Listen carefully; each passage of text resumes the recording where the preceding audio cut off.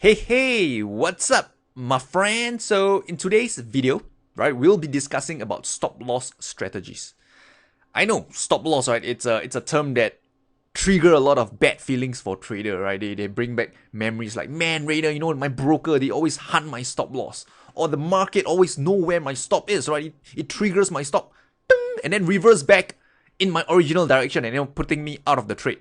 Okay, so I get it, right? A lot of feelings inside of you, right? That's why in today's video, right, we're going to tackle it once and for all and fix it so you know how to, uh, use a proper stop loss, right? So you don't get stopped up too early in the market and much, much more, okay? So before we begin, right, just one thing to ask of you, right? If this is the first time, the 10th time, or the 100th time that you're watching my video, hit the thumbs up button and subscribe to my YouTube channel. So this way, you never miss, right, another training lesson from me ever again. Sounds good? Right? Just click the button below and do it right now. 3 seconds. 1, 2, 3. Okay? Then let's begin. So the first secret that I want to share with you regarding stop loss is that there is no one size fits all. So I always, cringe whenever I hear traders say, right, my stop loss is always 20 pips, right? That's how they define their risk, a fixed 20 pip stop loss or a fixed 50 pip stop loss. But doesn't really make sense. And let me explain why. If you look at this chart over here, okay, this is the daily time frame of the dollar thing. Let me just pull out the average true range indicator. This one pretty much just measures the volatility of the market. So you can see that for dollar sing, right, on the daily time frame, the average true range for the day, right, meaning that on average, right, how many pips, right, does this market move? Right now, it moves about 42 pips a day. As you can see over here, the value here is about 42. Okay, so that is for dollar sing. So this means, right, if you were to use a stop loss of, let's say, 50 or 60 pips, right, I would say that is pretty reasonable because that is outside of the average daily range for this market, dollar sing. On the other hand, let's say you look at another market, let's say the pound yen. If you notice, the pound yen on average, right, its average range for the day is about 126 pips. Right, you can see that my cursor over there, right, there, right, 1.26. This means that pound yen on average one day it moves about 126 pips. So if you're going to use a fixed 50-60 pips stop loss on this this time frame on this trade, then you can see that it's pretty much doesn't quite make sense because the range of the day, right, would probably hit your stop loss before it can even move in your direction because this market, right, typically has an average range of 126 pips per day. Compared to dollar sing, which you've seen earlier, it's about 42 pips. So this is why the first thing that I want to share with you is that when you use stop loss, right, there is no one size fits all. Number one, you have to take into consideration the volatility of the market. Okay, and that's not all because number two, you also must take into consideration the time frame you're trading, right? If you look at this, right, pound yen daily time frame, it moves about 126 pips. But if let's say we go down to the 1 hour time frame, the range for this market, right, on each hourly candle is about 19 to 20 pips. So you can see that usually, right, the smaller the time frame that you're trading, the tighter the stop loss that you can use because the range of the market in that time frame, right, is not as crazy wild. If you just look at this, right, common sense, if you just look at this one swing from 145.50 to 144.20, that's about a 30 pip swing on this 1 hour time frame. If you look at a daily time frame, right, you just measure that one swing, right, from here, this is like 149, and here is 144. This is about a 500 pip swing. Okay, so first thing to bear in mind, right, let's just move back to the slides, right. Number one, there is no one size fits all because number one is volatility of the market. It changes from market to market. And number two, your time frame matters as well. The smaller your time frame, generally you can adopt with a smaller stop loss. So that is the first secret. There is no one size fits all. Number two, your broker doesn't hunt your stop loss. I know it's hard to believe, right? And I do agree, right? There might be a few bad eggs out there, maybe 1% or less than 1% of brokers that actually do hunt your stop loss. But the vast majority of them, right, those of them who are regulated by MAS, the FCA, they don't hunt your stop loss because from a risk to reward perspective, right, it doesn't make sense. Let's say, let's be honest, right? What is the size of the trading account you're trading? I'm guessing $300 to few $1,000. Maybe some of you 5-figure accounts, right? But not many. Most of you are probably in the hundreds to thousands of dollar figure.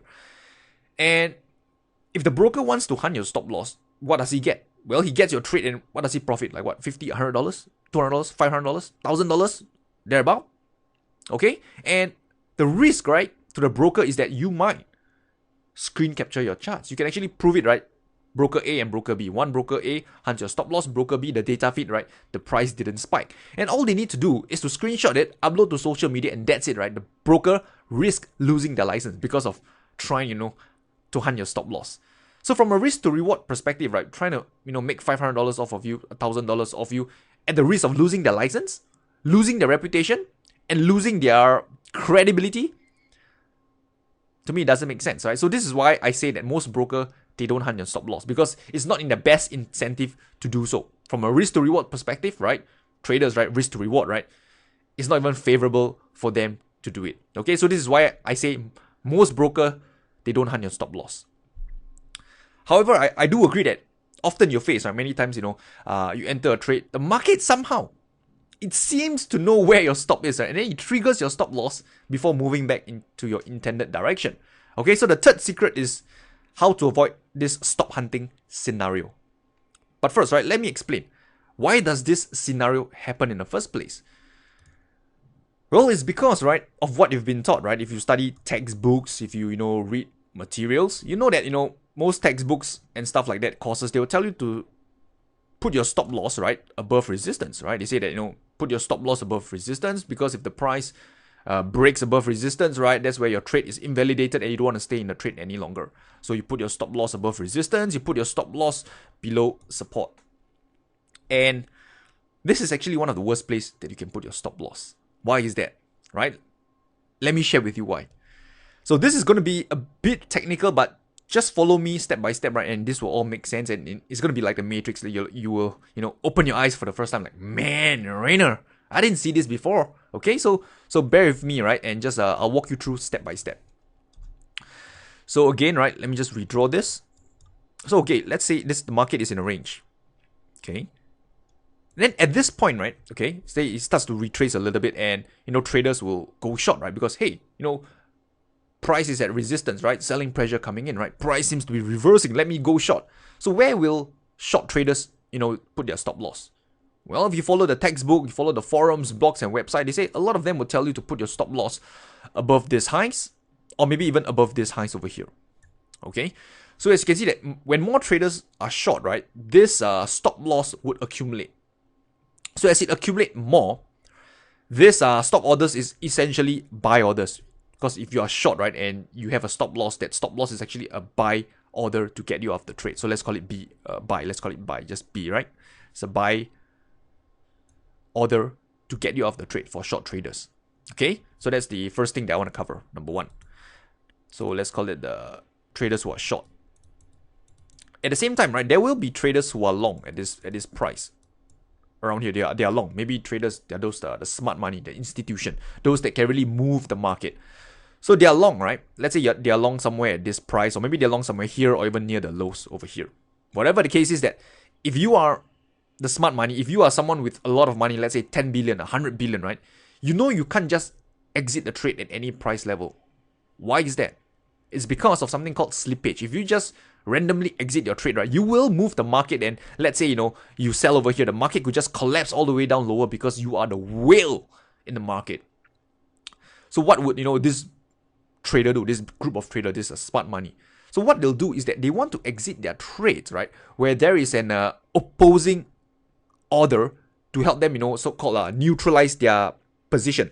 So let's say traders over here, they are long, right, and they want to sell. So where would they sell to? If they sell over here, as I've said, right, the market could possibly just reverse down lower.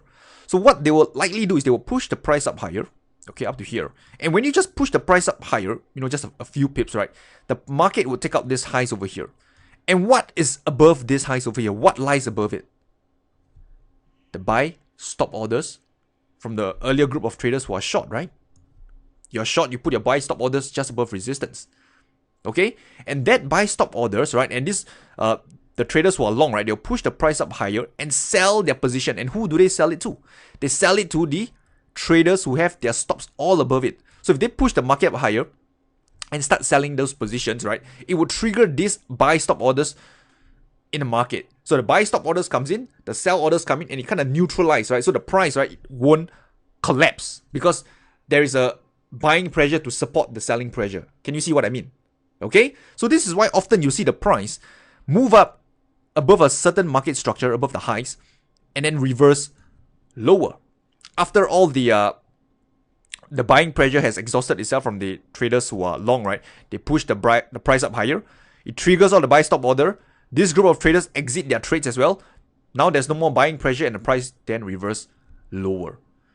Okay, so let me explain through the charts, right, so you can see this clearly. Okay, so I know it's a bit technical, so just bear with me. Right, I'll explain it through the charts. So you can see over here again. Right, this is one example, right? Price comes up into this area of resistance. Traders go short. Where do they put their stop loss? Above this highs or above this highs. Then the market spike up through it and reverse lower. Okay, so you can see that the market take out this highs, take out this high. So whoever have their stop loss above this highs and this highs, right, got stopped out only to see the market reverse lower.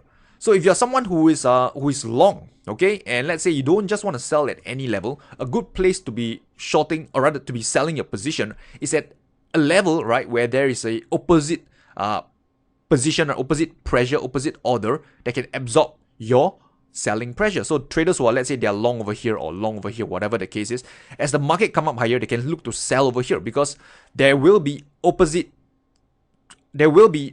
right, from the opposite side of the trade to absorb their selling pressure. So you come in, you sell over here, okay, but over here you have buy stop orders, right, to absorb these sell orders that's coming in for traders who are long to take profit.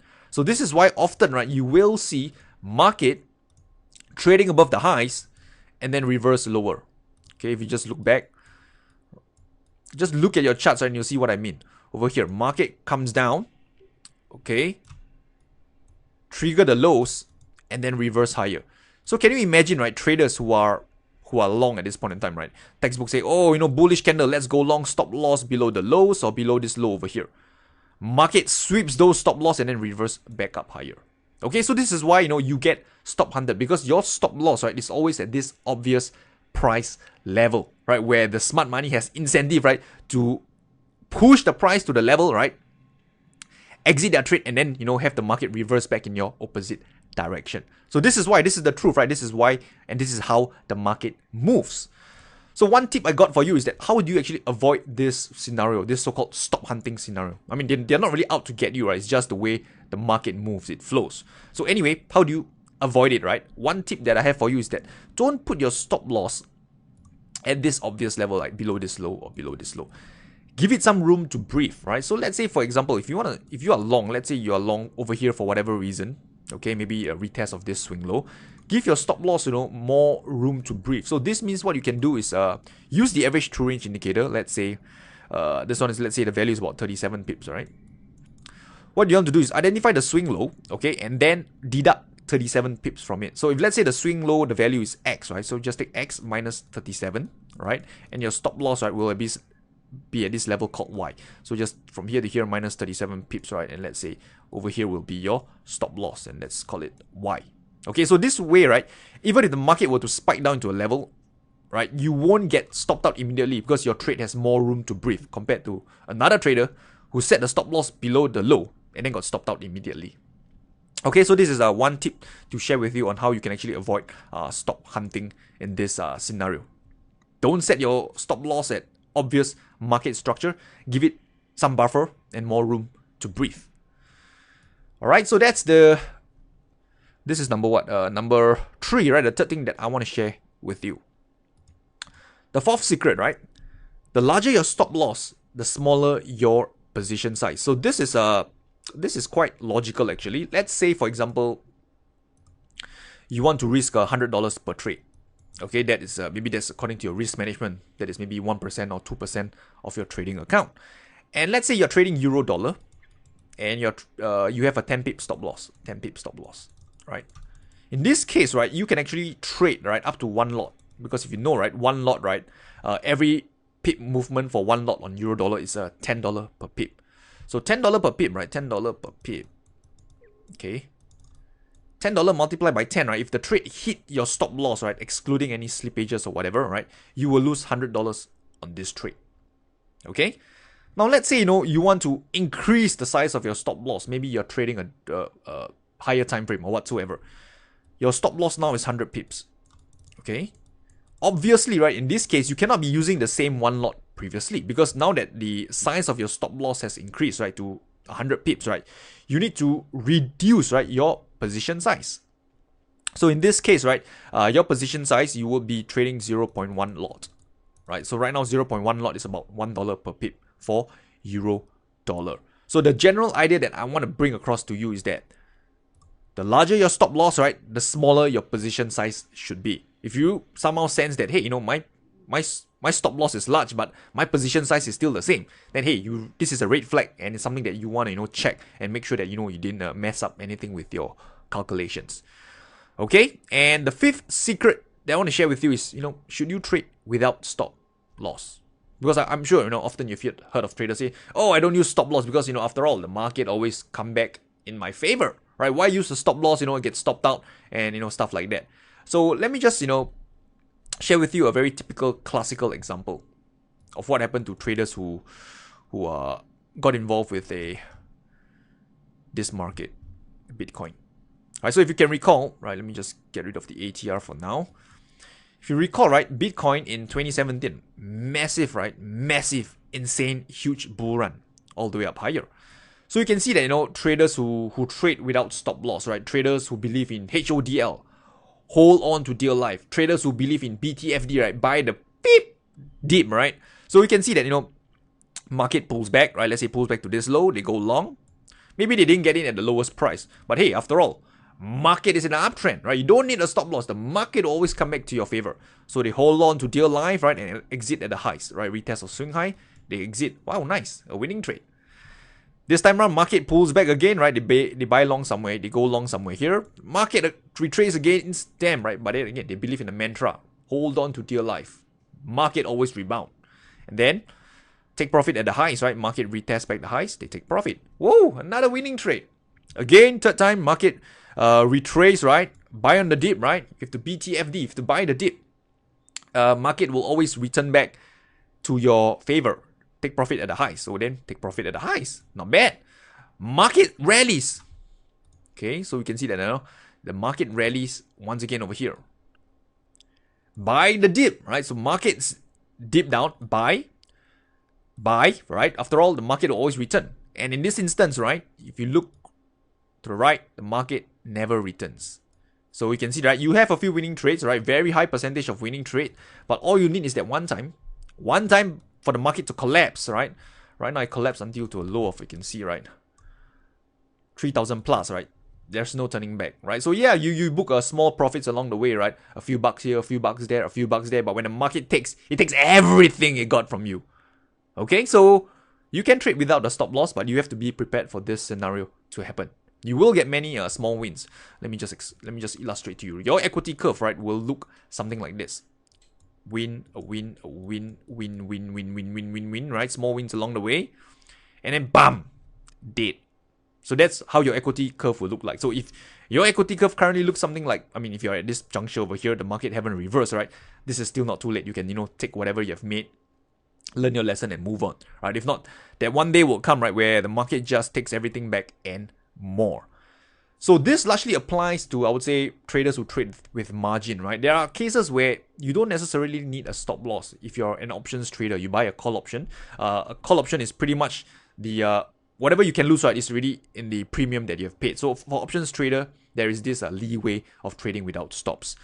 Alternatively, right, if you're the trader that goes with a mental stop where you pretty much will manually exit the trade if it hits a certain price level, then hey, you don't necessarily also need a stop loss. So these are special case scenario. The general advice I would suggest is to always go with a stop loss. So with that said, right, let's do a quick recap, right, to what you've learned today. The first thing that we've discussed is that for stop loss, there is no one size fits all. Depends on the market volatility, depends on your trading time frame. Number two, generally your broker doesn't hide your stop loss. There is just no incentive to do so. right? What happens is that you usually put your stop loss at obvious market structure, and that's why the market, is attracted to your stop loss, right? It triggers it and then, reverse back in the opposite direction. That's why we talk about, how you should actually set your stops, right? A distance away from market structure. You can use the average true range indicator to help you define how much buffer you want to use. The fourth thing we talk about is that generally, this is not generally, this is a confirm plus chop, right? The larger your stop loss is, right, the smaller your position size will be, right? This is just mathematics, okay? And the smaller your position size be, the larger the smaller your stop loss is, right? Then the larger the position size that you can put on and still keep your risk constant. And finally, right, I suggest, trading with stop, unless, you know what you're doing, like maybe you're trading options, you employ hedging, right? Or you have a mental stop and stuff like that, all right? So with that said, I've come towards the end of today's video. I know some of you, want to learn more today. We go deep dive into stop losses. If you want to learn more about, entries, right, then go and download this price action trading guide over here, right? This is the ultimate guide to price action trading, and we will talk a lot about trading entries, techniques, market structure, how to read price action, and much more. So this guide over here, right, will definitely complement what you've just learned today, which is about stop loss. This one will be about entries, market structure, support, resistance, and a whole lot more.